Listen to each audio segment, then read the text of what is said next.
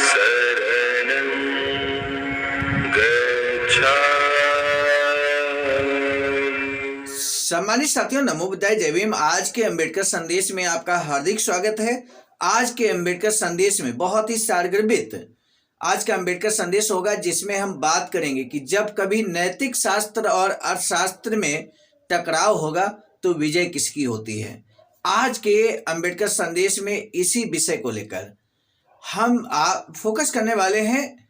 बस डॉक्टर अंबेडकर संपूर्ण वाङ्मय खंड 16 से पेज नंबर 207 से 208 की हम बात करेंगे। वास्तविक मुद्दा क्या अस्पृश्य हिंदुओं से पृथक है, इसी विषय को लेकर ये पूरा चैप्टर वास्तविक मुद्दा है और उसी वास्तविक मुद्दे का आज अंतिम भाग है। अंतिम भाग जनरली तौर पर सारांश के तौर पर होता है, इसलिए हर बुद्धिजीवी साथी, हर समझदार साथी अंतिम भाग जरूर देखना चाहेगा और जिस चैप्टर का सारांश रूपी अंबेडकर संदेश आपके समक्ष प्रस्तुत करने जा रहे हैं हम, उसे आप अंत तक जरूर वाच करेंगे, ऐसा हमें भी भरोसा आप पर है। तो अब बिना विलंब के हम शुरू करेंगे आज का अंबेडकर संदेश इस निवेदन के साथ कि यदि आप हमारे चैनल आवाज का ऑफिशियल पर पहली बार आए हैं तो चैनल को बेल आइकन के साथ सब्सक्राइब जरूर कर लें। अब बढ़ते हैं हम आज के अंबेडकर संदेश की तरफ। बादशाह लिखते हैं कि कुछ लोगों का विश्वास है कि अस्पृश्यता धार्मिक व्यवस्था है, कुछ लोग सामाजिक व्यवस्था कहते हैं, कुछ लोग राजनीतिक व्यवस्था कहते हैं, कुछ लोग धार्मिक व्यवस्था भी कहते हैं, कुछ लोग ये भी कहते हैं कि अस्पृश्यता कुछ दिनों की मेहमान है, अब वो जाने ही वाली है।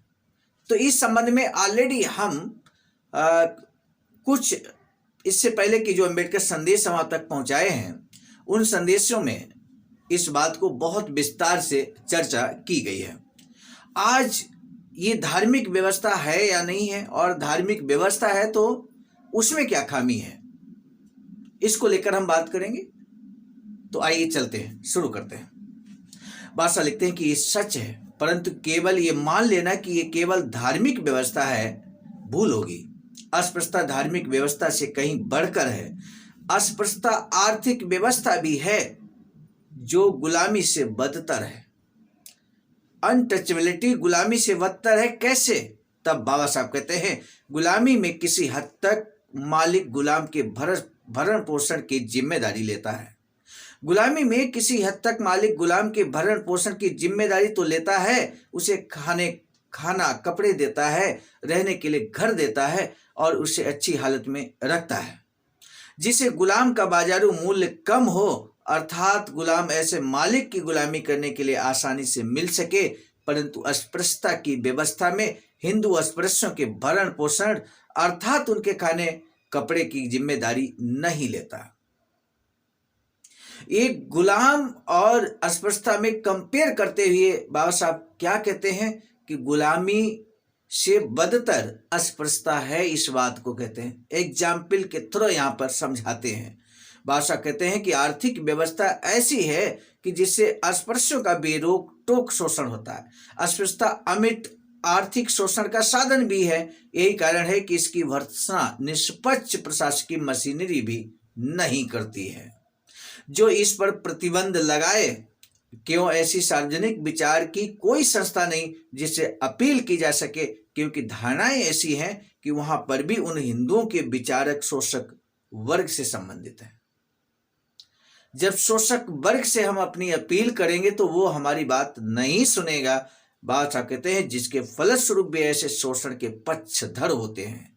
पुलिस अथवा न्यायपालिका का उन पर कोई प्रभाव नहीं पड़ता, क्योंकि वे सभी हिंदुओं का ही खून होते हैं और शोषकों के पक्षपाती होते हैं। तब बादशाह कहते हैं कि ऐसा प्रतीत होता है कि वे लोग जो विश्वास करते हैं कि अस्पृश्यता मिटने ही वाली है, वे हिंदुओं को मिलने वाले आर्थिक लाभ पर ध्यान नहीं देते। अस्पृश्यता से छुटकारा पाने के लिए अस्पृश्य कुछ नहीं कर सकते। अस्पृश्य कुछ नहीं कर सकते। क्यों? बादशाह कहते हैं इसमें अस्पृश्यों का कोई दोष नहीं है। अस्पृश्यता हिंदुओं की मनोवृत्ति है। अस्पृश्यता निवारण के लिए हिंदुओं को अपने में परिवर्तन लाना होगा। क्या वे परिवर्तन लाएंगे? क्या हिंदू लोग अपनी मनोवृत्ति में परिवर्तन लाएंगे? ये प्रश्न किया बाबा साहब ने। एक और प्रश्न करते हैं, क्या हिंदुओं का कोई जमीर है? क्या उनमें उचित अनुचित के निर्धारण के लिए आवश्यक नीर क्षीर विवेक है? क्या कभी, तब भाषा कहते हैं, क्या कभी हिंदुओं ने नैतिक बुराइयों के विरुद्ध क्रोध व्यक्त किया है? क्या हिंदू अस्पृश्यता को नैतिक दुराचार मानकर परिवर्तन लाने की धृष्टता करेगा? यदि नहीं, यदि यही मान लिया जाए कि हिंदू इतना जागरूक है कि वह सोच सके कि वह भगवान को क्या जवाब देगा, तो क्या वह अस्पृश्यता से होने वाले आर्थिक और सामाजिक लाभ को छोड़ने के लिए तैयार है? इतिहास ऐसे निष्कर्षों को न्यायोचित नहीं ठहराएगा कि हिंदू समाज के पास विवेक है अथवा उसमें ऐसा नैतिक रोष है कि अस्पृश्यता जैसे दुराचार की जड़ खोदने के लिए जिहाद का आह्वान करें। इतिहास साक्षी है कि जहां नैतिक शास्त्र और अर्थशास्त्र का टकराव होता है, वहां अर्थशास्त्र की विजय होती है। यह कभी नहीं देखा गया कि निजी स्वार्थ वाले लोगों ने अपना स्वार्थ स्वतः ही त्याग दिया हो। उन पर दबाव डालने वाली शक्ति पैदा करने की क्षमता अस्पृश्यों में नहीं है। ये गरीब हैं और असंगठित हैं। यदि वे अपना सर उठाते हैं तो कुचल दिए जाते हैं। ऐसी व्याख्या से स्पष्ट हो जाता है कि स्वराज्य से हिंदू अधिक दबंग बनेंगे, स्वराज्य से हिंदू अधिक दबंग बनेंगे और अस्पृश्य अधिक निस्सहाय बनेंगे। और यह संभव है कि उनसे हिंदुओं को जो आर्थिक लाभ मिलता है, स्वराज्य से अस्पृश्यता समाप्त होने के बजाय और बढ़ेगी। ये कहना कि अस्पृश्यता समाप्त हो रही है प्रकट रूप में एक खुशफहमी है और इसके पीछे है सफेद झूठ। अगर ये आपराधिक नहीं भी हो तो घोर मूर्खता की बात अवश्य होगी यदि अस्पृश्यता की समस्या को अस्थायी समस्या कहकर अस्पृश्यों के संवैधानिक संरक्षण की जड़ काट दी जाए और अनिश्चित काल के इस प्रकार के वास्तविक तथ्यों की तरफ से आंख मूंद ली जाए और यहीं पर यह अध्याय समाप्त होता। सम्मानित साथियों, अध्याय का नाम था वास्तविक मुद्दा, और वास्तविक मुद्दे में आज हमने बात की कि आखिर नैतिक शास्त्र और अर्थशास्त्र में टकराव होगा तो विजय किसकी होगी। बाबा साहब के अनुसार नैतिक शास्त्र और अर्थशास्त्र में जब टकराव होता है तो विजय किसकी होती है? आप जरूर बताइए कमेंट सेक्शन में। आपकी इसी प्रश्न के जवाब का बेसब्री से हमें इंतजार रहेगा। आपने वीडियो को अंबेडकर संदेश को अंत तक वॉच किया, इसके लिए आपका तहे दिल से साधुवाद। जो साथी लगातार अंबेडकर संदेश को अपने इष्ट मित्रों तक भेजते हैं, शेयर करते हैं, उनका तहे दिल से साधुवाद हम व्यक्त करते हैं, क्योंकि आप ही वो व्यक्ति हैं, वो मिशनरी साथी हैं जो चाहते हैं कि अंबेडकर संदेश के माध्यम से समाज जागरूक बने। बाबा साहब के इस साहित्य को, बाबा साहब के इस स्पीचेस को, बाबा साहब के लेख को जन जन तक पहुंचाया जाए और उसमें आप सार्थक कदम उठा रहे हैं। इसके लिए हम बारंबार आपका तहे दिल से धन्यवाद ज्ञापित करते हैं। सामान्य साथियों, इस अंबेडकर संदेश को भी शेयर अवश्य कीजिएगा सभी बहुजन साथियों तक। और हमारा एक निवेदन हमेशा रहता है कि कम से कम एक व्यक्ति को, एक अंबेडकर मिशनरी को आप फोन कॉल करके कहें कि आपने आज का अंबेडकर संदेश सुना या नहीं सुना। जो आवाज का ऑफिशियल पर हर दिन सुबह 5 बजे मिलता है, क्या आपने अंबेडकर संदेश सुना या नहीं सुना? और यदि नहीं सुना तो कृपया करके आज का अंबेडकर संदेश जरूर सुने। ये फोन करके आप अपने एक सबसे क्लोज फ्रेंड को जो बहुजन समाज से बिलोंग करता हो, आप फोन कर सकते हैं।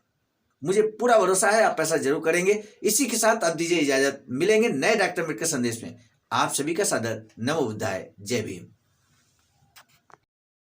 सामान्य साथियों, हम एक महत्वपूर्ण बात बताना उचित समझते हैं। बाबा साहब की अधूरी इच्छा के अनुरूप एक वैचारिक सेंटर निर्माणाधीन है सारनाथ वाराणसी में, जहां पर 14,000 स्क्वायर फीट जमीन परचेज कर ली गई है ring road green city Faridpur Sarnath में। वैचारिक सेंटर के प्रशासनिक ब्लॉक का निर्माण कार्य कंप्लीट हो चुका है। शानदार बेहतरीन प्रशासनिक ब्लॉक का निर्माण पूर्ण हो चुका है। आगे अब मुख्य भवन को बनाने की बारी हम सबकी है और इस हेतु आप दिए गए अकाउंट नंबर पर अपना अमूल्य योगदान कर सकते हैं। आज का अंबेडकर संदेश हम लेकर उपस्थित हुए थे मिशन नायक बुद्ध मित्र मुसाफिर सर, राष्ट्रीय अध्यक्ष आवाज का नई दिल्ली की प्रेरणा में, और साथ ही साथ संकलन कथाक्रम में परम आदरणीय विजय कुमार बौद्ध जी, प्रांतीय कोषाध्यक्ष आवाज का बिहार। प्रस्तुत कथाक्रम में मैं स्वयं सर्वजित आर्य, राष्ट्रीय मीडिया प्रभारी, IIT सेल आवाज का नई दिल्ली। मिलेंगे नए डॉक्टर अम्बेडकर संदेश में, तब तक दीजिए इजाजत। आप सभी को सादर नमो बुद्धाय जय। सम्मानित साथियों, यदि आप हमारे इस चैनल आवाज का ऑफिशियल, जिस पर नियमित सुबह 5 बजे डॉक्टर अम्बेडकर संदेश आपको मिलता है, आप हमारे इस चैनल को सपोर्ट करना चाहते हैं, तो हमारा आपसे निवेदन है कि आप हमारे इस चैनल को सब्सक्राइब कर लें, वीडियो को शेयर, लाइक, कमेंट जरूर करें।